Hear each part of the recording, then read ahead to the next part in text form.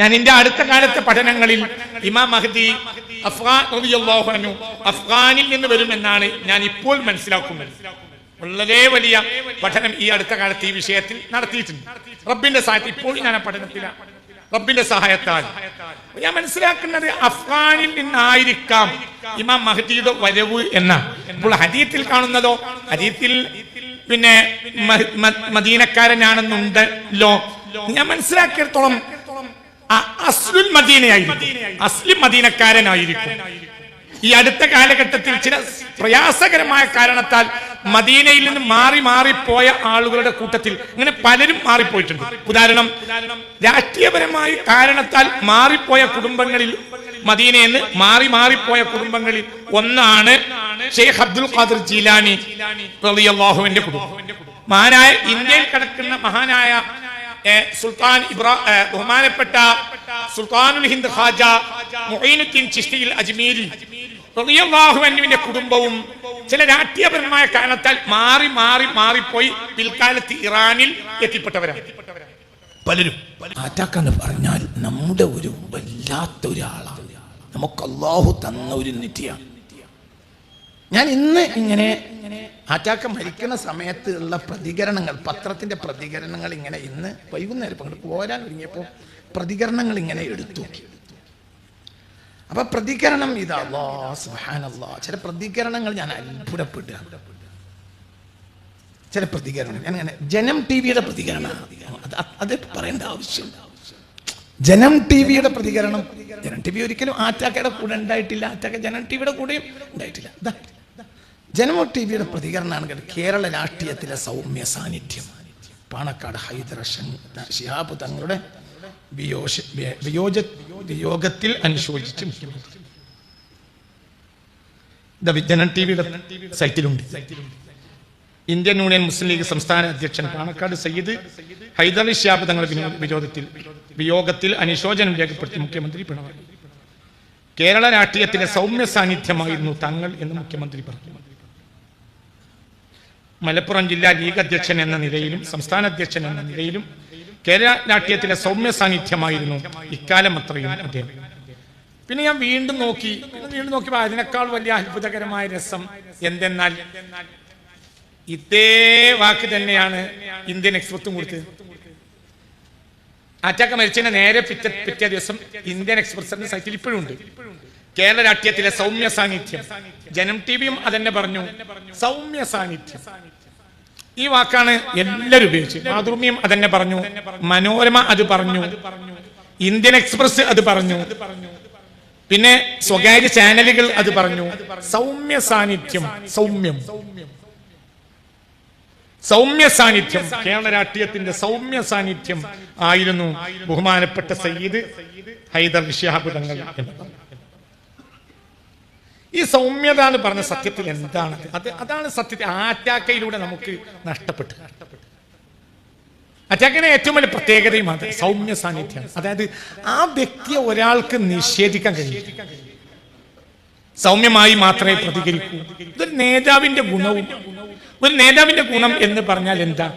സൗമ്യത. ഒരു പ്രഭാഷകന്റെ ഗുണവും ഒരു നേതാവിന്റെ ഗുണവും എന്താണ്? നേതാവ് പ്രഭാഷകനുമല്ല, പ്രഭാഷകൻ നേതാവുമല്ല.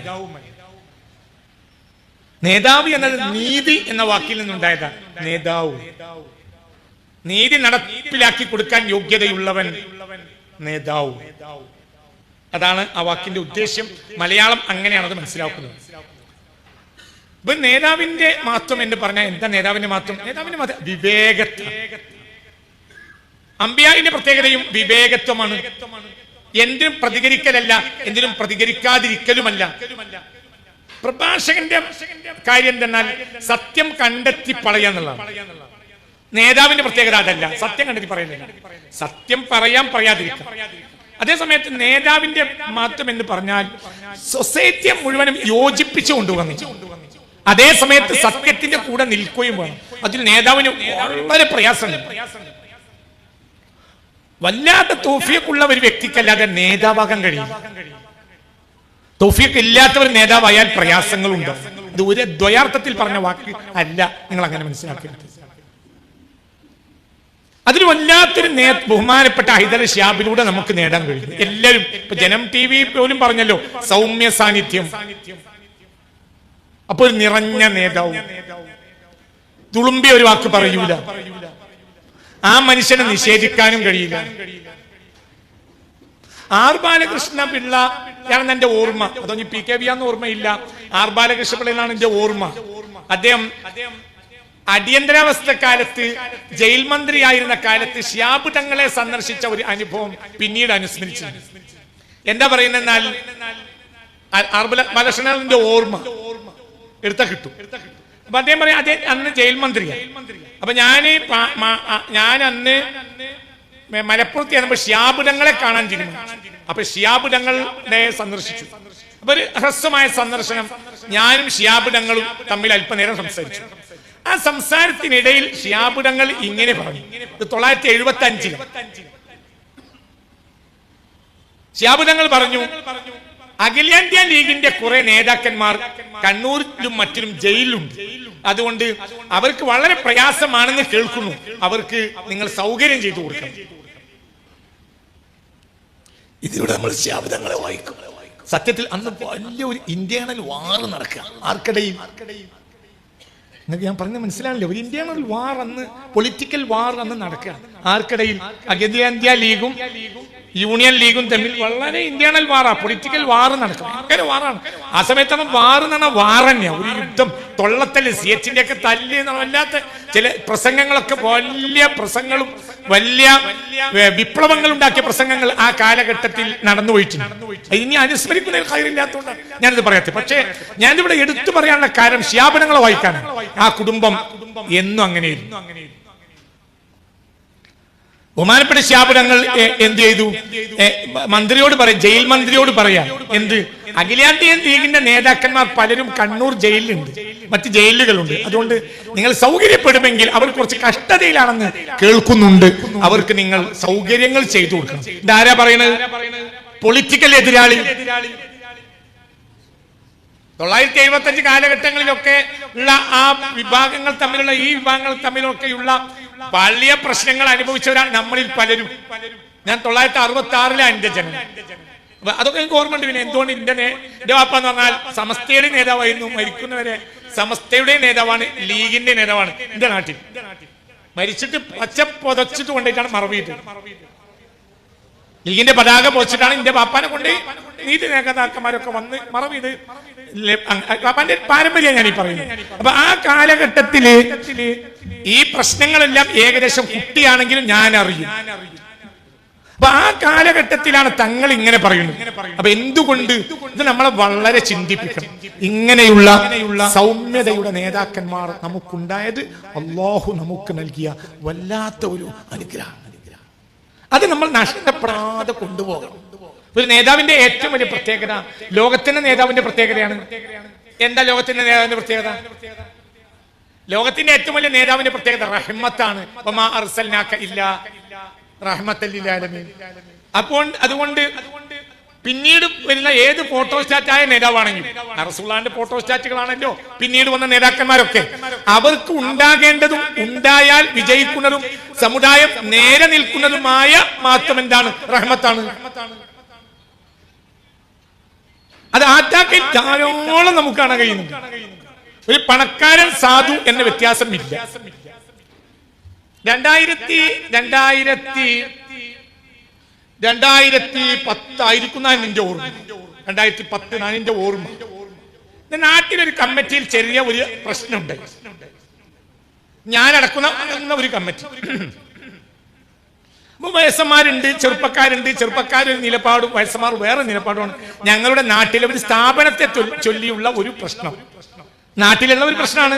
അങ്ങനെ ആ പ്രശ്നം തീർക്കാൻ വേണ്ടിയിട്ട് നാട്ടിലെ പ്രമാണിമാരായ നേതാക്കൾ, ഞങ്ങൾ കുറച്ച് ബാല്യക്കാരും അക്കാലത്ത് ആറ്റാക്കാന്റെ അടുത്തേക്ക് കേസ് തീരുമാനമാക്കാൻ വേണ്ടി വെച്ചു. 2010 എന്റെ ഓർമ്മ. അങ്ങനെ ഞങ്ങൾ പിന്നെ ഒരു വൈകുന്നേരം അവിടെ ചെന്നു, കാത്തിരുന്നു. ആറ്റാക്ക് വന്നു. പിന്നെ ചർച്ച തുടങ്ങി. അപ്പൊ ചർച്ച തുടങ്ങിയപ്പോ ആ കൂട്ടത്തിൽ പ്രമാണിയും യോഗ്യനും വലിയൊരു രാഷ്ട്രീയ നേതാവും ആയ ഒരു കാരണവർ മോശമായി ഞങ്ങളിൽ ബാല്യക്കാരായ ആളുകളെ മോശമായി ചിത്രീകരിച്ച് സംസാരിക്കാൻ തുടങ്ങി. അറ്റാക്ക മധ്യസ്ഥൻ കുറച്ചേരം അങ്ങനെ 1 മിനിറ്റ് 2 മിനിറ്റ് കേട്ടി.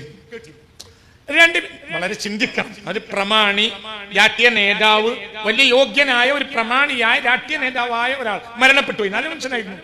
സ്വാഭാവികമായി നാട്ടിലൊക്കെ പല പ്രശ്നങ്ങളും ഉണ്ടാവുമല്ലോ. നമ്മളിപ്പോ നേരത്തെ പറഞ്ഞ പോലെ അറ്റാക്കിനെ ഞാൻ വായിക്കാം. അപ്പൊ പ്രമാണിയാണ്, രാഷ്ട്രീയ നേതാവാണ്, വലിയ യോഗ്യനായ, ഞങ്ങളുടെ നാട്ടിലെ യോഗ്യനായ ഒരു മനുഷ്യൻ ഞങ്ങൾ ബാല്യക്കാരായ ചില ആളുകളെ മോശപ്പെടുത്തിയിട്ട് ആ പാണക്കാട്ട മുറിയിൽ ഇരുന്ന് സംസാരിച്ചു. അറ്റാക്ക മധ്യസ്ഥൻ 1 മിനിറ്റ് 2 മിനിറ്റ് കേട്ടിരുന്നു. 2 മിനിറ്റ് കഴിയുമ്പോൾ സ്വഭാവം മാറിയിട്ട് അയാളോട് ഇങ്ങനെ പറഞ്ഞു, നമ്മക്കൊക്കെ വയസ്സായി, ഒരു ബാല്യക്കാരൻ ഒരത്ത് തെറ്റുപറ്റും, അത് നമ്മൾ തിരുത്തി കൊടുക്കണം. ഇവരെ കുറ്റം പറഞ്ഞ് ഒന്നല്ലാതാക്കി ഈ പ്രവർത്തനത്തിനൊക്കെ ഓരോ പുറത്താക്കിയാൽ പിന്നെ ആരെ കൊണ്ടന്നെ ഇവിടെ ദീൻ നടക്കുക?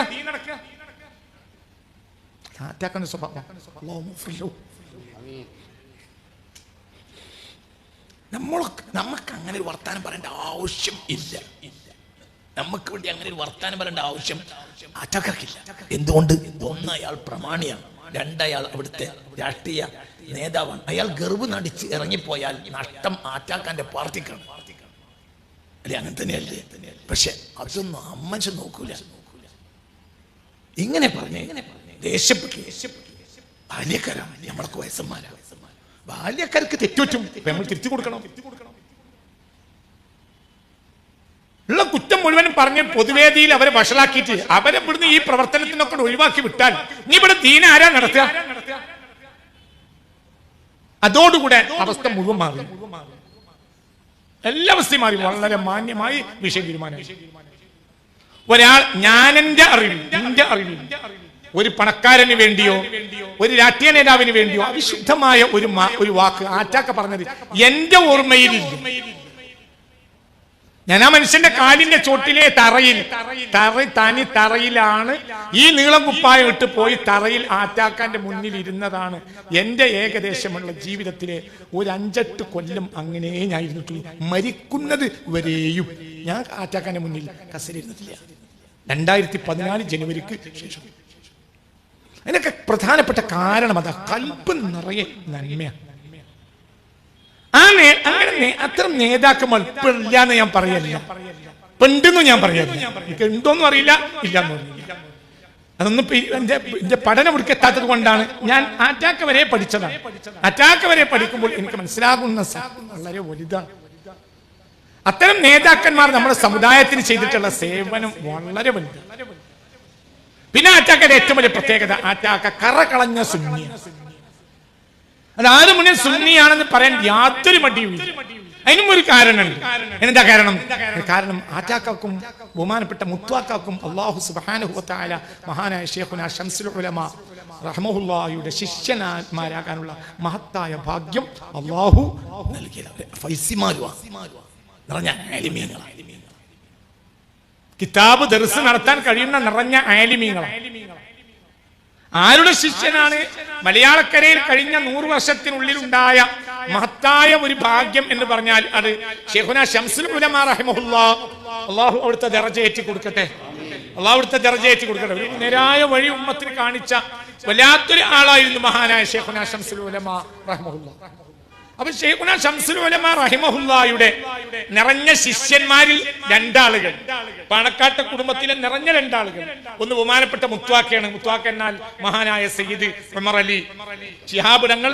ബഹുമാനപ്പെട്ടവര് വഫാത്താവുന്നത് നിങ്ങൾക്ക് അറിയാം. ബഹുമാനപ്പെട്ടവർ വഫാത്താവുന്നത് റജബ് 1 റജബ് 1 എന്ന് പറഞ്ഞാൽ ഒരു കൊല്ലത്തിലെ പ്രധാനപ്പെട്ട മഖ്ബൂലത്തായ രാത്രികളിൽ 5 രാത്രികളിൽപ്പെട്ട പ്രധാനപ്പെട്ട ഒരു രാത്രിയാണ് ഏത്? റജബ്. ആ റജബ് 1 മഹാനായ മുത്വാക്ക, മഹാനായ സയ്യിദ് ഉമർ അലി ശിഹാബ് തങ്ങൾ വഫാത്താവും. ഒരു അരദറാക്ക് ദീനി കാര്യത്തിൽ വിട്ടുവീഴ്ചയില്ല. അതാണ് ഉമർ അലി തങ്ങളുടെ പ്രത്യേകത. മന്ത്രി പോലും മാപ്പ് പറയേണ്ടി വന്നു. മന്ത്രി ബോർഡ് അങ്ങോട്ട് മാപ്പ് പറയൂല.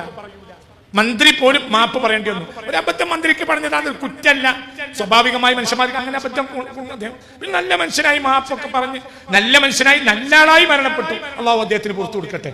അള്ളാഹു പുറത്തു കൊടുക്കട്ടെ. ആ കുറ്റല്ല കേട്ടോ ഈ പറയുന്ന. അങ്ങനെ മനസ്സിലാക്കി പക്ഷേ അവർക്ക് നേരായ വഴിക്ക് നയിക്കാൻ ബഹുമാനപ്പെട്ട ഉമർ അലി ശിഹാബ് തങ്ങളെ പോലെയുള്ളവരുടെ കണിശമായ സ്വഭാവങ്ങൾക്ക് കഴിഞ്ഞു. ഒരു വിട്ടുവീഴ്ച ചെയ്യും. ഒരു കമ്മിറ്റിയിൽ കശപിശ ഉണ്ടായി, ഞാനുണ്ടാ കമ്മിറ്റി. ഹൈദർ ശിഹാബ് തങ്ങൾ ആറ്റാക്ക പ്രസിഡന്റ്, ഞാനും ആ കമ്മിറ്റിയിലുണ്ട്. അപ്പൊ ആറ്റാക്ക ഒരു കമ്മിറ്റി നടന്നു, കശപിശ നടന്നപ്പോ ആറ്റാക്ക എന്ത് ചെയ്തു, ഞാൻ പുസ്തകം അങ്ങോട്ട് വാങ്ങിയിട്ട് എന്റെ പേര് അങ്ങനെ കുറച്ച് ആളുകളെ പേരെ ഇന്നാണ് വെട്ടി, ഓലെ ഇനി കമ്മിറ്റിയിൽ വേണ്ട. അങ്ങനെ കമ്മിറ്റിയും കഴിഞ്ഞു, എല്ലാം കഴിഞ്ഞു. പിന്നെ ഒരു തവണ ഞാൻ പാണക്കാട്ടേക്ക് ചെന്നു. അപ്പൊ ചെന്നപ്പോ ആറ്റാക്ക പിന്നെ വണ്ടി കയറി ഇരുന്നിട്ട്, കാറിൽ കയറി ഇരുന്ന് പോകാൻ ഒരുങ്ങാണ്. അപ്പൊ എന്നെ കണ്ടത് ഉടനെ ഇങ്ങനെ കൈകൊണ്ട് മാടി വിളിച്ചു, കാറിലിരിക്കുക. കണ്ട ആളുകൾ ഇന്ന് ജീവിച്ചിരിപ്പുണ്ട്. അപ്പൊ ഞാൻ അടുത്തെത്തിയപ്പോൾ കൈ പിടിച്ചിട്ട് കാറിലേക്ക് വലിച്ചിട്ടുണ്ട്. പറഞ്ഞു, നിങ്ങളെ പേര് വിട്ടേലാണ് എനിക്ക് സുഖം, നിങ്ങൾ പിന്നെ ഇതിലൊന്നും പറയില്ല, അതുകൊണ്ട് ഞാൻ തോല് നടത്തിക്കോട്ടെ. അത് കഴിഞ്ഞിട്ട് പിന്നെ 2 മാസം കഴിഞ്ഞിട്ടുണ്ട്. ആ മനുഷ്യന്റെ കൽബിൽ നിന്ന് പോയിട്ടില്ല, എന്റെ കൽബിൽ നിന്ന് പോയി. കാരണം തങ്ങൾ വെട്ടലാണ് നമുക്ക് നല്ലത്, തങ്ങൾ നിർത്തലാണ് നല്ലത്, തങ്ങൾ വെട്ടിയാൽ വെട്ടുന്ന നല്ലത്. അള്ളാഹുവിന്റെ ഔലിയാക്കളിൽപ്പെട്ട ഒരാളായിരുന്നു സയ്യിദ് ഹൈദർ ശിഹാബ് തങ്ങൾ എന്ന് പറഞ്ഞിട്ടുള്ള സ്വാലിഹീങ്ങളെ ഞാൻ കേട്ടിട്ടുണ്ട്. ചില സ്വാലിഹീങ്ങൾ അള്ളാഹുവിന്റെ ഔലിയാക്കന്മാരിൽപ്പെട്ട ആളുകളിൽപ്പെട്ട ആളായിരുന്നു മഹാനായ സയ്യിദ് ഹൈദർ ശിഹാബ് തങ്ങൾ എന്ന് പല മഹത്തുക്കളും പറയുന്നത് ഞാൻ കേട്ടിട്ടുണ്ട്. എല്ലാം കൂടെ എനിക്ക് നിങ്ങളെ മുന്നിൽ വിശദീകരിക്കാൻ കഴിയില്ല, പക്ഷെ അങ്ങനെ പറയുന്നത് ഞാൻ കേട്ടിട്ടുണ്ട്.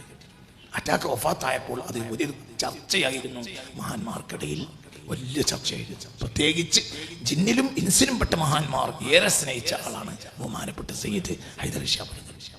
അല്ലാഹുവിന്റെ ഔലിയാക്കന്മാരുടെ കൂട്ടത്തിൽപ്പെട്ട ഒരു വലിയ എന്ന നിലയിലാണ് ജിന്ന് ഇൻസ് ലോകങ്ങൾ പോലും മഹാനായ ആറ്റാക്കയെ വിലയിരുത്തിയത് എന്ന് അവരിൽ നിന്ന് ഈ അടുത്ത കാലത്ത് മനസ്സിലാക്കാൻ എനിക്ക് കഴിഞ്ഞിട്ടുണ്ട്. എല്ലാം കൂടെ എനിക്ക് നിങ്ങളുടെ മുന്നിൽ വിശദീകരിച്ച് പറയാൻ കഴിയില്ല.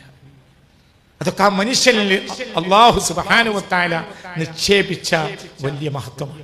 ഈ മഹത്വത്തിനൊരു കാരണമുണ്ട്. എന്താണ് ഈ മഹത്വത്തിന്റെ കാരണം? മഹത്വത്തിന്റെ കാരണം മലബാറിൽ 1400 കൊല്ലം നിലനിന്ന ദീനിയായ നിഷ്കർഷതയാണ്. അതാണ് കാരണം. എന്തുകൊണ്ടാണ് അത്തരം മഹാന്മാർക്ക് ജന്മം നൽകാൻ മലയാളക്കരക്ക് കഴിഞ്ഞത്? കാര്യം വേറൊന്നും. അതിന് പ്രധാനപ്പെട്ട കാര്യം കൂടി ശ്രദ്ധിക്കണേ, നീട്ടി പറയൂല. നമ്മുടെ മുഗാമികളായ സുലഹാക്കൾക്ക് ദീനിലുണ്ടായ നിഷ്കർഷം ഒരു വിട്ടുവീഴ്ചക്കും ദീനി കാര്യത്തിൽ തയ്യാറാവില്ല. ഞാൻ മനസ്സിലാക്കുന്നിടത്തോളം ഇസ്ലാമിക വിരുദ്ധ ശക്തികൾ ആഗോളതലത്തിൽ തന്നെ നശിപ്പിക്കാൻ ആഗ്രഹിക്കുന്ന ഒരു ഏരിയ മലബാർ ആയിരിക്കും എന്നാണ് അടുത്ത കാലഘട്ടത്തിലെ എന്റെ പഠനം. എന്തുകൊണ്ട്? ഇങ്ങനെ ശുദ്ധമായ ദീൻ നിലനിന്ന ഒരു ഏരിയ നമ്മുടെ അറിവിലും പരിചയത്തിലും, ഉദാഹരണം പറയാം, അഫ്ഗാനിസ്ഥാനിൽ ഒരുപക്ഷെ നമ്മളെക്കാൾ ദീനുള്ള കുടുംബങ്ങൾ ഉണ്ടായിരിക്കാം, പക്ഷെ സാമൂഹിക കൂട്ടായ്മ കണ്ടെത്താൻ കഴിയും. ഞാൻ എന്റെ അടുത്ത കാലത്തെ പഠനങ്ങളിൽ ഇമാം മഹ്ദി അഫ്ഗാനിൽ നിന്ന് വരുമെന്നാണ് ഞാൻ ഇപ്പോൾ മനസ്സിലാക്കുന്നത്. വളരെ വലിയ പഠനം ഈ അടുത്ത കാലത്ത് ഈ വിഷയത്തിൽ നടത്തിയിട്ടുണ്ട്. റബ്ബിന്റെ സഹായത്തിൽ ഇപ്പോൾ ഞാൻ ആ പഠനത്തിലാണ്. റബ്ബിന്റെ സഹായത്താൽ ഞാൻ മനസ്സിലാക്കുന്നത് അഫ്ഗാനിൽ നിന്നായിരിക്കാം ഇമാം മഹ്ദിയുടെ വരവ് എന്നാണ്. ഇപ്പോൾ ഹദീത്തിൽ കാണുന്നതോ, ഹദീത്തിൽ പിന്നെ മദീനക്കാരനാണെന്നുണ്ടല്ലോ. ഞാൻ മനസ്സിലാക്കിയിടത്തോളം അസ്ലുൽ മദീനയായിരിക്കും, അസ്ലിം മദീനക്കാരനായിരിക്കും. ഈ അടുത്ത കാലഘട്ടത്തിൽ ചില പ്രയാസകരമായ കാരണത്താൽ മദീനയിൽ നിന്ന് മാറിപ്പോയ ആളുകളുടെ കൂട്ടത്തിൽ ഇങ്ങനെ പലരും മാറിപ്പോയിട്ടുണ്ട്. ഉദാഹരണം, രാഷ്ട്രീയപരമായ കാരണത്താൽ മാറിപ്പോയ കുടുംബങ്ങളിൽ, മദീനയിൽ നിന്ന് മാറിപ്പോയ കുടുംബങ്ങളിൽ ഒന്നാണ് ഷെയ്ഖ് അബ്ദുൽ ഖാദിർ ജീലാനി റളിയല്ലാഹു അൻഹുവിന്റെ കുടുംബം. മഹാനായ ഇന്ത്യയിൽ കിടക്കുന്ന മഹാനായ സുൽത്താൻ ബഹുമാനപ്പെട്ട സുൽത്താനുൽ ഹിന്ദ് ഖാജ മുഈനുദ്ദീൻ ചിശ്തി അജ്മീരി റളിയല്ലാഹു അൻഹുവിന്റെ കുടുംബവും ചില രാഷ്ട്രീയപരമായ കാരണത്താൽ മാറിപ്പോയി പിൽക്കാലത്ത് ഇറാനിൽ എത്തിപ്പെട്ടവരാണ് പലരും. ഈ അടുത്ത കാലഘട്ടങ്ങളിൽ മദീനയുടെ ചില രാഷ്ട്രീയ പശ്ചാത്തലത്തിൽ മാറിപ്പോയ കുടുംബത്തിൽ കാരണം അഫ്ഗാനിലോ മറ്റോ എത്തിപ്പെട്ട കുടുംബത്തിൽ നിന്നാവാനാണ് ഇമാം മഹ്ദിയുടെ വരവിന് സാധ്യത എന്നാണ് ഇപ്പോൾ ഞാൻ മനസ്സിലാക്കുന്നത്, അങ്ങനെ ഞാൻ ചിന്തിക്കുന്നത്. അതേ സമയത്ത് ഇതേ അഫ്ഗാനിലും ഒരു ഇതുപോലെയുള്ള ഒരു ഇസ്ലാമിക കൂട്ടായ്മ മലബാറിൽ ഉള്ളതുപോലെ ഇല്ല, വേറെ ഒരു നാട്ടിലും ഇല്ല.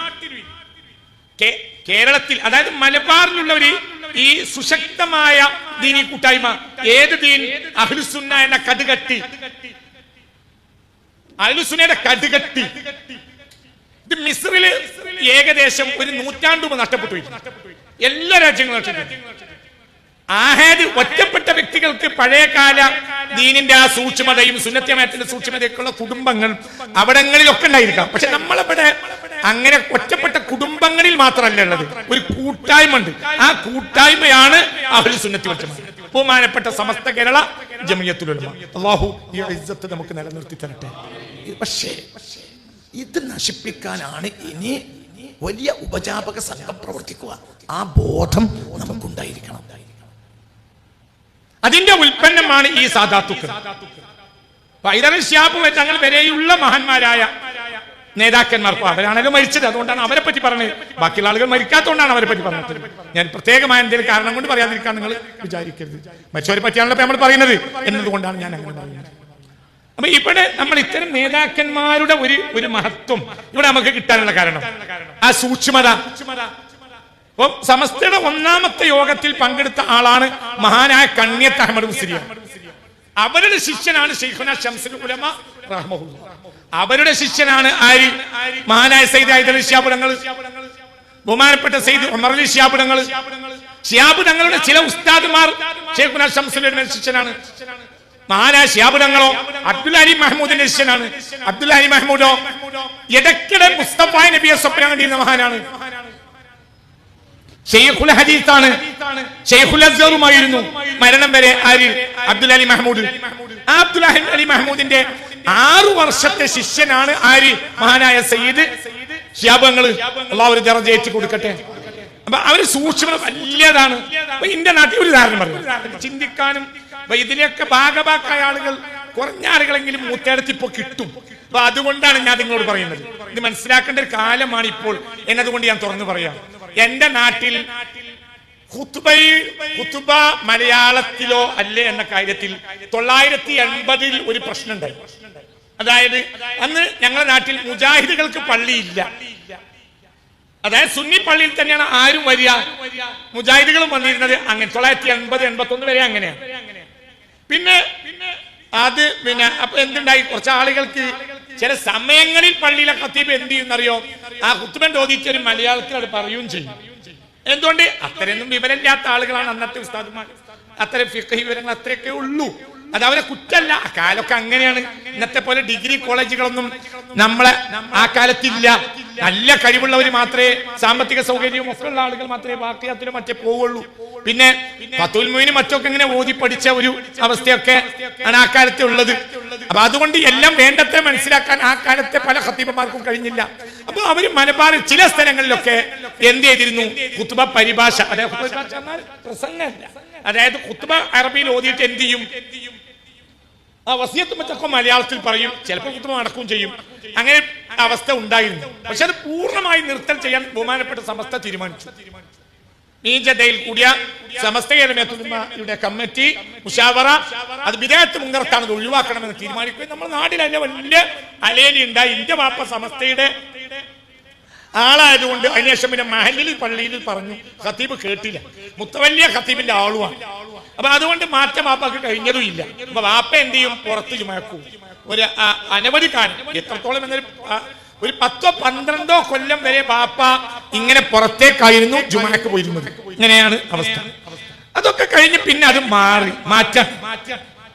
അപ്പൊ മാറ്റുന്ന സമയത്ത് 81 മഹാനായ ഇ കെ ഹസൻ മുസ്ലിയാർ നബറല്ലാഹു മർഖദ, അല്ലാഹു ഒരു ദറജ കൊടുക്കട്ടെ, അവര് അന്ന് പ്രസംഗിച്ചു. അവസാനത്തെ പ്രസംഗം ഏകദേശം മുറ്റത്ത്, എന്റെ വീട്ടിന്റെ മുറ്റത്താണ് പ്രസംഗം. അങ്ങനെ പ്രസംഗിച്ചു. എന്തെങ്കിലും സംശയം ഉണ്ടെങ്കിൽ ഖത്തീബിനെ തന്നെ ചോദിക്കാനുള്ള അവസരം ഉണ്ടാക്കി കൊടുത്തു. ഖത്തീബിന്റെ അടുത്തേക്ക് നാളെ രാവിലെ ഞാൻ അങ്ങോട്ട് വരും, ഖത്തീബിന് ഈ വിഷയത്തിൽ നീ പറയണ്ടെങ്കിൽ പറയാൻ പറഞ്ഞു.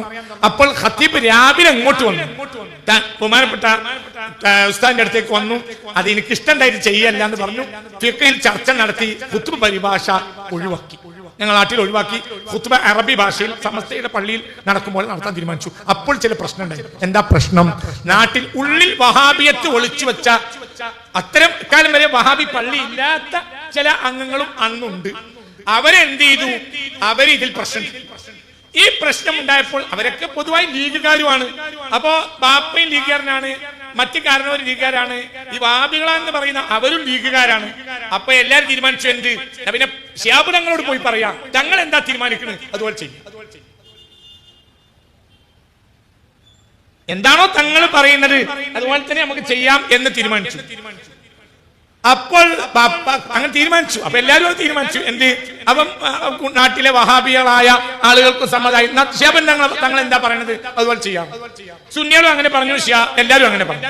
പക്ഷെ അതേ സമയത്ത് പിന്നെ ബാപ്പയടക്കമുള്ള ആളുകൾക്ക് ഒരു ബേജാറ്. എന്താ ബേജാറ്? പിന്നെ തങ്ങൾ ഇനിയിപ്പോ തൽക്കാലം ഒരാഴ്ച അങ്ങനെ തങ്ങളെ സംബന്ധിച്ചിടത്തോളം തങ്ങൾ രാഷ്ട്രീയ നേതാവും ആണല്ലോ. അപ്പൊ ഇനി ഒരാഴ്ച പരിഭാഷ ഉണ്ടായിട്ടും ഒരാഴ്ച പരിഭാഷ ഇല്ലാതെയും പിന്നെ ആയിട്ട് തങ്ങൾ തീരുമാനം പറഞ്ഞാലും പിന്നെ നമുക്ക് മാറ്റാനും പറ്റൂലല്ലോ. അപ്പൊ രഹസ്യമായി ബാപ്പ അടക്കമുള്ള ആളുകൾ പാണക്കാട്ടേക്ക് പോകാൻ പേടിയും. മാത്രമല്ല മധ്യസ്ഥനെ നേരത്തെ തന്നെ ഒരു ഗ്രൂപ്പ് പോയി കാണുക എന്ന് പറഞ്ഞാൽ അത് മോശമാണ്. അപ്പൊ അന്ന് കോട്ടുമല അബൂബക്കർ മുസ്ലിയാരിന്റെ മാനായ കോട്ടുമല ബാപ്പ ഉസ്താദിന്റെ ബാപ്പ വലിയ ഫഖീഹായിരുന്ന മഹാനാണ്, അള്ളാഹു ദർജയേറ്റി കൊടുക്കട്ടെ. അവര് പട്ടിക്കാട് പ്രിൻസിപ്പാളായ കാലാണ്. അപ്പൊ ബാപ്പനെ വലിയ ബന്ധമാണ്. അങ്ങനെ ബാപ്പ പട്ടിക്കാട് പോയി. ഇങ്ങനെ തീരുമാനമുണ്ട്. ഇപ്പൊ ശാബുരങ്ങൾ എന്താ പറയുന്നതെന്ന് അറിയൂല. അപ്പൊ കോട്ടുമല ഉസ്താദ് കോട്ടുമല അബൂബക്കർ മുസ്ലിയാർ ശൈഖുന അവര് അപ്പനോട് പറഞ്ഞു, അത് നിങ്ങൾ ബേജാറാണ്, ശാബുരങ്ങൾ പറയുന്നതിൽ ഖൈറേ ഉണ്ടാവും, അതിനെപ്പറ്റി അത് ഖൈറേ ഉണ്ടാവും, നിങ്ങൾ ധൈര്യമായിട്ട് പറ്റും. അങ്ങനെ തിരിച്ചു വന്നു. മധ്യസ്ഥ ദിവസമായി ശാബുളങ്ങൾ ഇത് വളരെ ചിന്തിക്കണം. ഇതിൽ ഭാഗവാക്കായ ചില ആളുകളെങ്കിലും മൂത്തേടത്ത് ഉണ്ടാവാൻ സാധ്യതയുണ്ട്. അതായത് ഏകദേശം ഇതൊരു 10-45 കൊല്ലം മുമ്പുള്ള സംഭവമാണ്. 81 ഞാൻ SSLC എഴുതുന്ന വർഷമാണ്. 81 കാലം. അങ്ങനെ ബാപ്പടക്കളും മറ്റൊരു വന്നു, ബാപ്പ അടക്കമുള്ളവർ ഇങ്ങോട്ട് വന്നു, പാണക്കാട് എന്നാണ്. അപ്പോൾ തങ്ങൾ രണ്ടു കൂട്ടരെ അഭിപ്രായം കേട്ടു. അപ്പോൾ തങ്ങൾ പറഞ്ഞു, ഇത് പറയേണ്ടത് ഞാനല്ല, ഈ വിഷയത്തിൽ തീരുമാനമെടുക്കേണ്ടത് ഉലമാക്കളുടെ തീരുമാനം ഞങ്ങൾ എല്ലാവരും അംഗീകരിക്കണം. സത്യത്തിൽ ആലിമാണ് ആര്? ശാബദങ്ങൾ നിറഞ്ഞ ഒരു ആലിമാണ്. നിങ്ങൾ കേട്ടോളി, അത്ഭുതം. തങ്ങൾ പറഞ്ഞു, ഇത് നിങ്ങൾ കോട്ടുമല ഉസ്താദ് ഉണ്ട് പട്ടിക്കാട്, അവരോട് പോയി ചോദിക്കും. എന്താണോ കോട്ടുമല പറഞ്ഞത് അതാണ് ഞാൻ പറഞ്ഞത്. അതുകൊണ്ട് വളരെ ഇന്നത്തെ കാലത്ത് അതിനൊരു വല്ലാത്ത വായനയുണ്ട്. ഇതൊക്കെ എന്റെ നാട്ടിലുള്ള ഒരു അവസ്ഥയാണ്. കോട്ടുമല എന്താണ് ഉസ്താദ് എന്താണോ പറഞ്ഞത് അത് പ്രകാരം ചെയ്തോളൂ, പിന്നെ അങ്ങോട്ട് വരണ്ടേ ഇല്ല. അപ്പൊ തങ്ങളെ തീരുമാനം വന്നു. എന്താ തങ്ങളെ തീരുമാനം? കോട്ടുമല അബൂബക്കർ മുസ്ലിയാർ പറയുന്ന വാക്കാണ് നമ്മുടെ തീരുമാനം, അതാണ് ഫത്വ. അങ്ങനെ നടത്തിക്കോളൂ. ഇവന് ആർക്കും അഭിപ്രായമല്ല. പോയ ആളുകളൊക്കെ അത് സമ്മതിച്ചു. കുറച്ച് ആ കൂട്ടത്തിൽ പോയ ചില അവാന്തര വിഭാഗങ്ങളിൽപ്പെട്ട ചില നേതാക്കൾ അവിടുന്ന് തന്നെ മടങ്ങി. എന്തുകൊണ്ട്? പട്ടിക്കാട്ട് പോയാൽ അനുകൂലമായ മറുപടി കിട്ടൂല ഓലെന്നെ വിചാരിച്ചിട്ടുണ്ടാവാം. തങ്ങളെ എതിർക്കാൻ അവർ തയ്യാറുമല്ല. അങ്ങനെ കോട്ടുമല ഉസ്താദിന്റെ അടുത്ത് പോയി. കോട്ടുമല ഉസ്താദ് കാര്യങ്ങൾ കേട്ടപ്പോൾ ഇങ്ങനെ പറഞ്ഞു, പരിഭാഷ ഏതായാലും വേണ്ട, പിന്നെ ഒരു പ്രസംഗം കേൾക്കണം എന്നാണല്ലോ പിന്നെ ആവശ്യം. അത് ഖുത്ബന്റെ മുമ്പ് ഒരു പ്രസംഗം നടത്താൻ നല്ല കാര്യമൊന്നുമല്ല. എന്നാൽ ഒരു മസ്ലഹത്തിന് വേണ്ടി ഇടക്കിടക്ക് അങ്ങനെ പ്രസംഗം വേണമെന്ന് പൂതിയുള്ളവർക്ക് വേണ്ടി നിങ്ങൾ ഇടക്കിടക്ക് ഒരു പ്രസംഗം ഖുത്ബക്ക് മുമ്പ് നടത്തി കൊടുത്താൽ മസ്ലഹത്തായി നാട് പോട്ടെ. ഇത് മഹാനായ സയ്യിദ് മുഹമ്മദ് ശിഹാബ് തങ്ങളുടെ തീരുമാനം. ഉലമാക്കളും ഉമറാക്കളും ഐക്യത്തോടെ ഒത്തൊരുമിച്ച് പോയി എന്നത് കൊണ്ടാണ് നമ്മൾ ഈ കാണുന്ന നേട്ടങ്ങളെല്ലാം ദീനിയായി നമുക്ക് നേടിയെടുക്കാൻ. സമസ്തക്ക് വളർച്ച ഉണ്ടായത് അതുകൊണ്ടാണ്, സാമൂഹികമായ നേട്ടങ്ങൾ ഉണ്ടായതും അതുകൊണ്ട് തന്നെ. രണ്ടു കൂട്ടരും യോജിച്ചും ഒരുമിച്ചും പോയി. ദീനിനെ സംബന്ധിച്ചിടത്തോളം ദീനിനെ ചാഞ്ഞും ചെരിഞ്ഞും നിൽക്കാൻ ഒരു നിർവാഹവും ഇല്ല. കാരണം ദീൻ എന്താണ്? ദീനിന് ചാഞ്ഞും ചെരിഞ്ഞും നിൽക്കാൻ ഒരു നിർവാഹവും ഇല്ല. ചാഞ്ഞും ചെരിഞ്ഞും നിന്ന് പറയാൻ പറ്റൂല ദീനിന്. എന്തുകൊണ്ട്? ആ ദീനിൽ നടക്കൂല. ചാഞ്ഞു എന്ന് പറയാൻ പറ്റൂല. ദീന് നേരിട്ട് കൃത്യമായി പറയേണ്ടി വരും. അത് ഏത് കാലഘട്ടത്തിലെയും ഉലമാക്കൾ പറയുന്നത് ആ കാലഘട്ടത്തിലെ സാദാത്തുക്കളും ഉമറാക്കളും അപ്പടി സ്വീകരിച്ചു.